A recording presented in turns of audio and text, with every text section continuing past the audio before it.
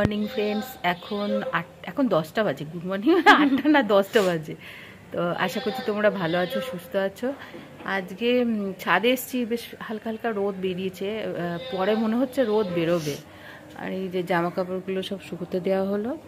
জামা কাপড়গুলো রাতের বেলায় এই সিটের তলায় থাকে তো, আর সন্ধেবেলায় সন্ধে দিতে এসে আমি ভেতরে ঢুকিয়ে দিই জামা কাপড়গুলো। বাইরে এটা ছোটোবেলা থেকে অভ্যাস হয়ে গেছে যে রাত্রিবেলায় জামা কাপড় বাইরে রাখতে নেই। সেই অভ্যাসের জন্যই মানে মায়ের কাছ থেকে এই অভ্যাসটা শেখা আর কি।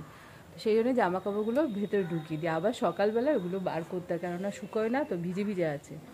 তো এখন যাবো। চাটা খাওয়া হয়নি সকালবেলায়, ওই যে ড্রিঙ্কসটা বানিয়েছিলাম, বিটরুট দিয়ে যে ড্রিঙ্কসটা বানিয়েছিলাম সেইটা খেলাম সকালবেলা খালি পেটে। তো এখন চা বানাবো, তো জিসাকে দেবো ভাবছি। খাবি জিসা বিটরুটের জুস? না। তা খাবে কেন? ঠিক আছে, ও চাও খেতে যায় না সকালবেলা উঠে। এখন আমরা ব্রেকফাস্ট সেরে নিলাম। আর আজকে না তোমাদের সাথে একটা খুব সুন্দর রেসিপি শেয়ার করব। রেসিপিটা পুরোটা দেখো, আশা করছি ভালো লাগবে তোমাদের। তো সর্ষে তেল গরম হতে 2খানা শুকনো লঙ্কা দিলাম, তোমরা এর থেকে বেশিও দিতে পারো যারা তোমরা ঝাল বেশি পছন্দ করো।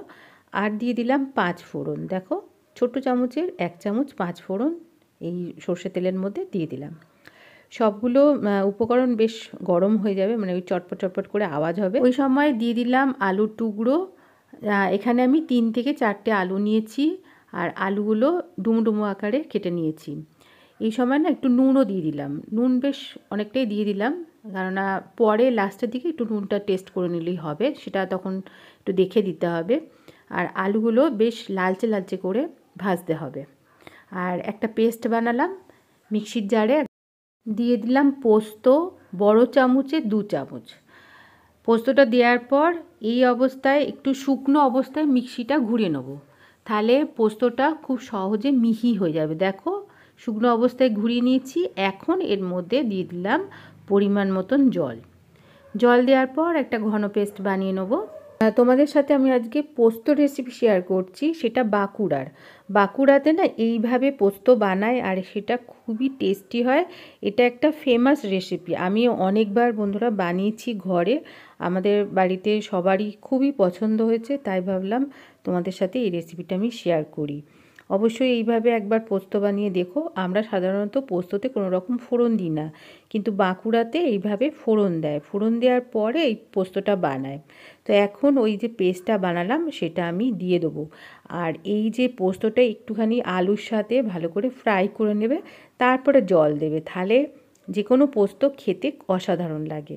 আগে আমরা কি করতাম, ওই পোস্তটা জলের মধ্যে দিয়ে ডাইরেক্ট জল শুদ্ধ আমরা পোস্তটা দিয়ে দিতাম, কিন্তু আমি পরে দেখেছি যে এই পোস্তটা একটু ফ্রাই করে নিলে আলুর সাথে বা যার সাথেই পোস্তটা বানাও, তাহলে খেতে খুব সুন্দর হয়। এই দেখো তেল ছেড়ে দিয়েছে, পোস্তর যে জায়গাটা তার মধ্যে একটু জল দিয়ে, একটু জলও দিয়ে দিলাম পোস্তর মধ্যে। তো এখন এটা একটুখানি কষিয়ে নেবো, তারপরে ফাইনাল জলটা দেব। আর এই সময় অবশ্যই একটু চিনি দেবে, মানে একটুখানি চিনি, কয়েকটা দানা। আর আমার সাদা সাদা পোস্ত ভালো লাগে না, তাই একটু হলুদ দিলাম। তোমরা এটা নাও দিতে পারো, এটা অপশানাল।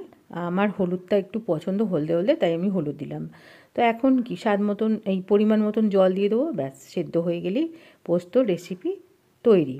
আর লাস্টে একটুখানি সর্ষে তেল দিয়ে দেবো। এইভাবে আমি যখন থেকে আমি এই রেসিপিটা জানতে পেরেছি পোস্তর, মাঝে মধ্যে আমি এইটা বানাই, আজকেও তেমনি বানাচ্ছি, আর ভাবলাম আমার বন্ধুদেরও সাথে শেয়ার করি। তো আমার পোস্তটা সেদ্ধ হয়ে গেছে, পোস্তটা না আলুটা সেদ্ধ হয়ে গেছে। এখন আমি এখানে সর্ষে তেল দিয়ে দেবো, আলুটা সেদ্ধ হয়ে গেছে। তো এখন আমি ছোটো চামচে 2 চামচ মতন সর্ষে তেল দিয়ে বেশ একটু মাখিয়ে নিলেই হয়ে যাবে আমার বাঁকুড়ার ফেমাস পোস্তের রেসিপি। যারা এখনও পর্যন্ত এইভাবে পোস্ত বানাওনি অবশ্যই একবার ট্রাই করো। নিরামিষ দিনে তো এইভাবে তোমরা বানাতেই পারো। আজকে এই পর্যন্তই রাখলাম, ভিডিওটা আর বড় করলাম না। আশা করছি তোমাদের অনেক ভালো লেগেছে। ভালো লাগলে লাইক করো, শেয়ার করো, আর সাবস্ক্রাইব করে আমার পাশে থেকো। খুব ভালো থেকো, সুস্থ থেকো।